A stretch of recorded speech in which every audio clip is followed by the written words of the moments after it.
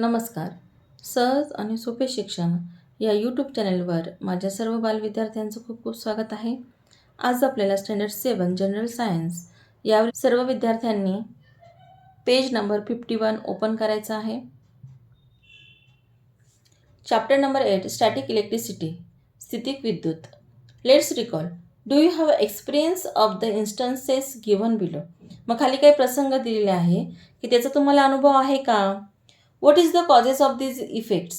मग हे जे काही इफेक्ट्स होतात त्याचे कारणं काय आहेत किंवा जे परिणाम घडतात त्याची कारणं काय आहेत.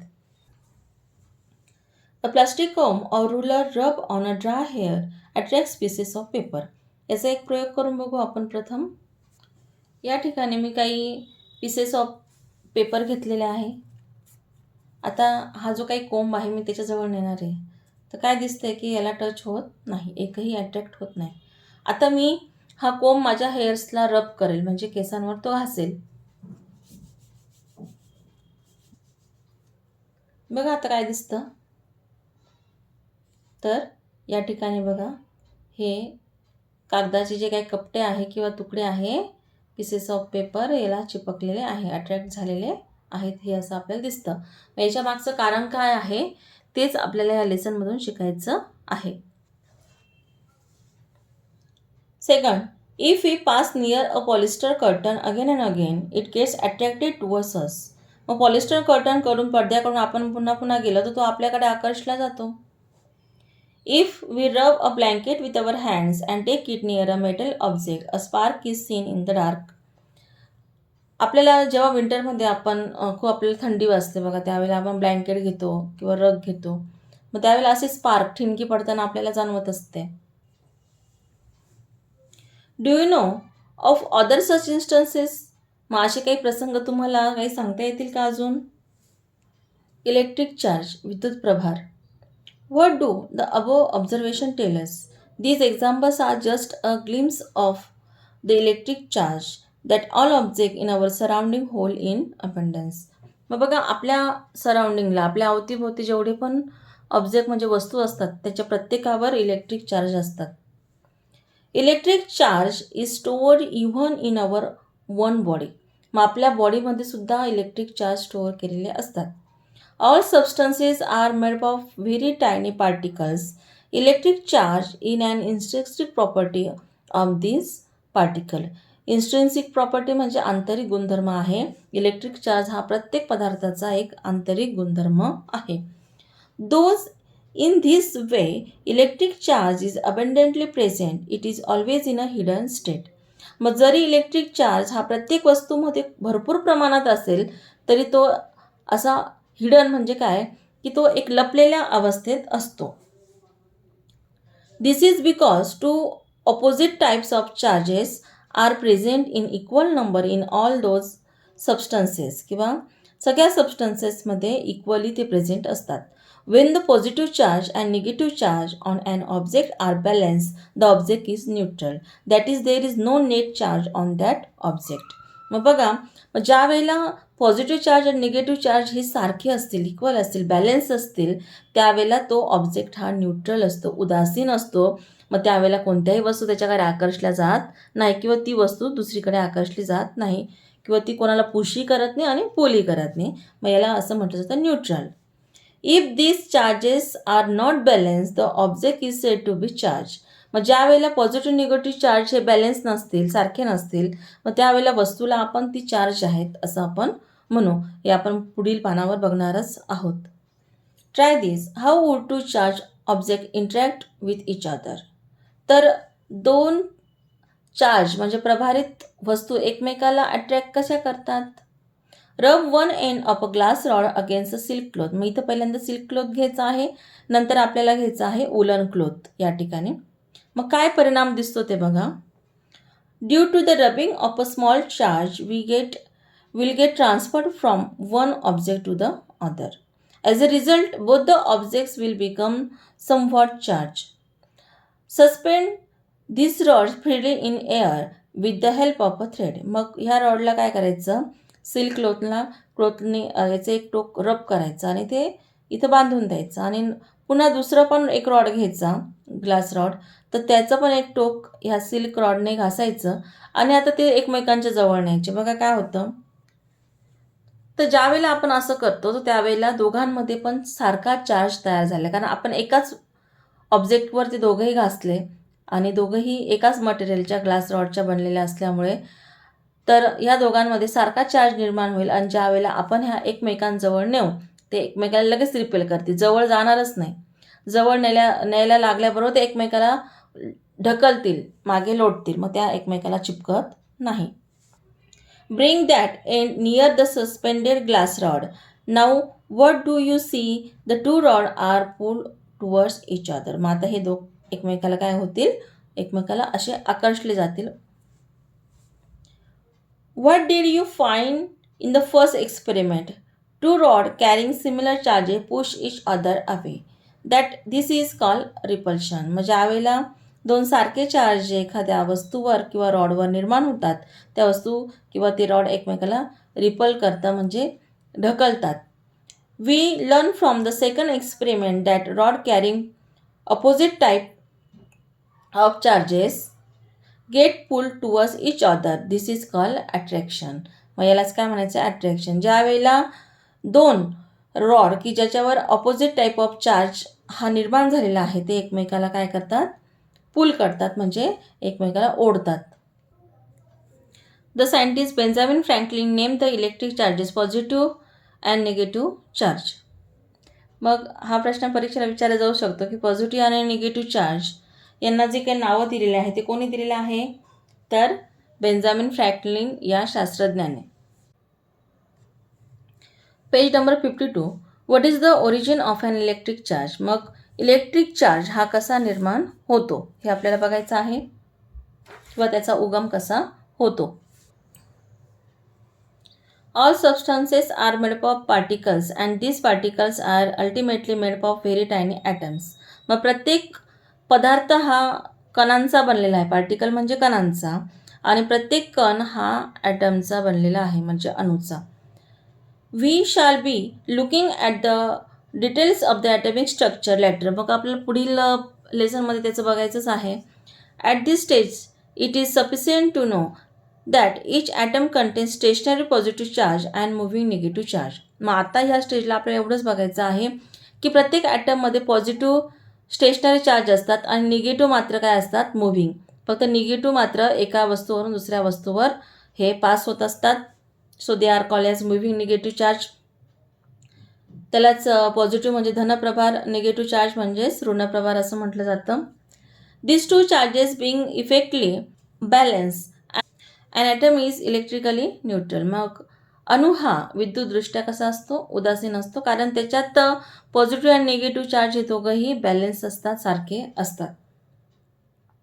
All object are made up of atoms which means that they are electrically neutral. मग प्रत्येक पदार्थ हा ॲटमचा बनलेला आहे म्हणजे तो पदार्थ कसा आहे? इलेक्ट्रिकली न्यूट्रल आहे म्हणजे विद्युतदृष्ट्या तो उदासीन आहे. मग असं असताना सुद्धा then how do object become electrically charge? मग वस्तू ही इलेक्ट्रिकली चार्ज म्हणजे विद्युत प्रभारित कशी होते? For some reason the balance of electrically neutral atoms get disturb. मग काही कारणाने जो इलेक्ट्रिक चार्जचा जो काय बॅलन्स आहे तो काही कारणाने डिस्टर्ब होतो. For some reason the balance of electrically neutral atom get disturb.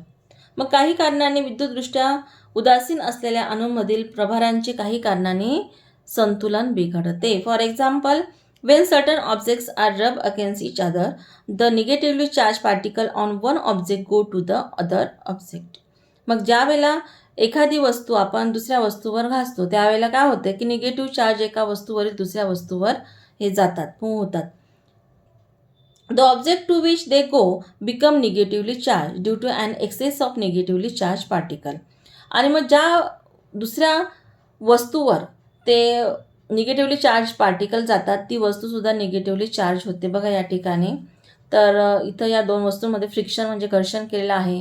मग घर्षण करत असताना या वस्तूमध्ये जे काही निगेटिव्ह चार्ज होते हे दोन ह्या वस्तूमध्ये गेले आणि ही वस्तू काय झाली? याच्यात जास्त निगेटिव्ह चार्ज झाले. याच्यात निगेटिव्ह चार्ज एकच आहे, बाकी पॉझिटिव्ह आहेत. मग म्हणून ही काय झाली? निगेटिव्हली चार्ज पार्टिकल आणि हा काय झाला? पॉझिटिव्हली चार्ज ऑब्जेक्ट म्हणा किंवा पार्टिकल म्हणा. Similarly the object from which the negatively charge particle go away becomes positively charge due to the deficiency of negatively charge particle. मग हा दुसरा पण पार्टिकल काय होतो, पॉझिटिव्हली चार्ज होतो, कारण त्याच्यातले निगेटिव्ह चार्ज निघून जातात.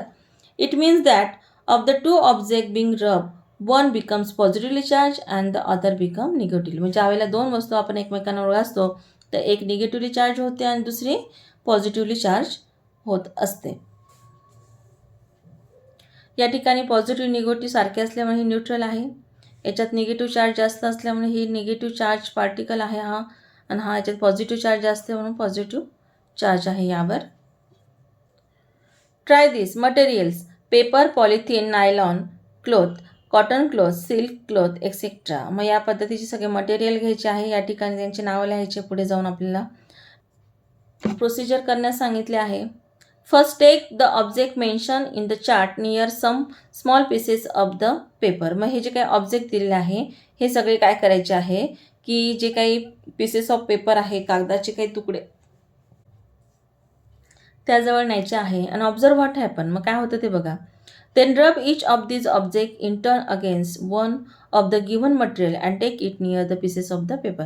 मग प्रत्येक वेगवेगळ्या वस्तूंवर जवळ बलून एकदा पेपरवर घासायचं साध्या, आणि मग त्या कागदांच्या तुकड्यांजवळ न्यायचं. काय दिसतं ते बघायचं. त्यावेळी इथं पेपर लिहायचं. नंतर पॉलिथिन घ्यायचं, इथं पॉलिथिन लिहायचं. त्यानंतर पुन्हा बलून घासायचा पॉलिथिनवर आणि काय दिसतं ते बघायचं. प्रत्येकावर करून हा चार्ट कंप्लीट करायचा. जसं आपण सुरुवातीला कोमचं बघितलं त्या पद्धतीने. आता बड्डे पार्टीला सुद्धा आपण बलून काय करतो, क्लोथवर घासतो आणि तो काही न करता, कोणती स्टिकिंग न लावता सुद्धा तो काय होतो, त्या भिंतीला चिपकतो, किंवा भिंतीवर जरी रब केला तरी तो त्या ठिकाणी चिटकत असतो.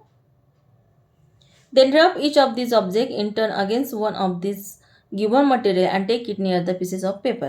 Record your observation in the chart. मग ह्या चार्टमध्ये तुम्हाला तुमचा रेकॉर्ड काय करायचा आहे, लिहायचा आहे. मग कोणकोणते ऑब्जेक्ट घ्यायला लावले बघा. Balloon, ball pen refill, eraser, wooden ruler, steel spoon, copper strip म्हणजे तांब्याची एखादी काही तार असेल किंवा पट्टी असेल ती घ्यायची, किंवा आपल्या घरात तर तांब्याचं देवाचा तांब्या असतो, ताट असतं, किंवा एखादी निरांजन असते ती सुद्धा तुम्ही घेऊ शकता त्या ठिकाणी. Always remember each atom is electrically neutral. मग प्रत्येक अणू हा विद्युतदृष्ट्या उदासीन असतो, तर ही माहिती महत्त्वाची असते. It has equal amount of positive and negative charge. मग त्याचं कारण काय न्यूट्रल असल्याचं, तिच्यामध्ये सारख्या प्रमाणात पॉझिटिव्ह आणि निगेटिव्ह चार्ज असतात. If for some reason the negative charge decrease, मग काही कारणाने निगेटिव्ह चार्ज कमी झाले, the atom become positively charge. मग ते कमी झाले तर तो काय होतो, आपोआप पॉझिटिव्हली चार्ज होतो, कारण त्याचे पॉझिटिव्ह चार्ज हे जास्त असतात. या पद्धतीने बघा, या ठिकाणी पॉझिटिव्ह चार्ज जास्त होतात. Use your brain power. हे क्वेश्चन परीक्षेला येत असतात. Do all object gate charge by rubbing. मग प्रत्येक वस्तू किंवा सगळ्याच वस्तू ह्या घासल्यानंतर चार्ज होतात का, प्रभारित होतात का विद्युतदृष्ट्या, तर एस. म्हणजेच काय, तर त्या एखाद्या वस्तूला आकर्षित करतात किंवा रिपेल करतात या पद्धतीने. मग हे होतं, पण त्याचंही जे काही सक्सेस असतं एक्सपेरिमेंटचं, हे कशावर डिपेंड आहे, depend on the weather and how are these experiment perform. आणि तो एक्सपेरिमेंट कसा केला यावर सुद्धा हे अवलंबून असतं. Page number 53. Do you know About 2500 years ago, a Greek scientist named Thales found that feathers are attracted towards a rod of yellow-colored amber which had been rubbed against a woolen cloth. मग काय आहे की पिवळ्या रंगाचा राळेचा जो दांडा होता त्यालाच अंबर असं म्हटलं जातं. तर लोकरी कपड्याने तो घासला असता मग दांड्याकडे पिसं म्हणजे फिदर्स काय होतात, अट्रॅक्ट होतात. हा शोध कोणी लावला, थेल्स या शास्त्रज्ञाने. त्यानंतर थॉमस ब्राउनीने काय लावलं बघा, अंबर इज कॉल्ड इलेक्ट्रॉन. मग अंबरलाच काय म्हटलं जातं, इलेक्ट्रॉन असं म्हटलं जातं ग्रीक भाषेत, in Greek language. Therefore this property of amber is attract things was name electricity. मग वस्तूला अट्रॅक्ट करण्याची जी काही प्रॉपर्टी आहे अंबरची त्याला इलेक्ट्रिसिटी असं म्हटलं जातं by Thomas brownie in 1645 AD. पुढे जाऊन काही कॉम्पिटेटिव्ह एक्झाम असतात त्या ठिकाणी नुसते चित्र पण दिले जातात. मग हे चित्र कोणाचे तुम्हाला ओळखता आले पाहिजे. त्या चित्रावरून ते कोणते सायंटिस्ट असतील, इलेक्ट्रिसिटीचा शोध लावणार किंवा इलेक्ट्रॉनचा, तर हे सुद्धा तुम्हाला काही विचारलं जाऊ शकतं कॉम्पिटिटिव्ह एक्झाममध्ये. तर व्यवस्थित अभ्यास करत चला पुस्तकाचा. या ठिकाणी तुम्हाला स्टॅटिक इलेक्ट्रिसिटी याचा फर्स्ट पार्ट समजला असेल. अजूनही ज्या माझ्या विद्यार्थ्यांनी माझ्या ह्या यूट्यूब चॅनेलला सबस्क्राईब केलं नसेल त्यांनी कृपया सबस्क्राईब करून घ्या. बेल आयकॉनवर क्लिक करा, लाईक करा, शेअर करा आणि माझा हा व्हिडिओ बघितल्याबद्दल खूप खूप धन्यवाद.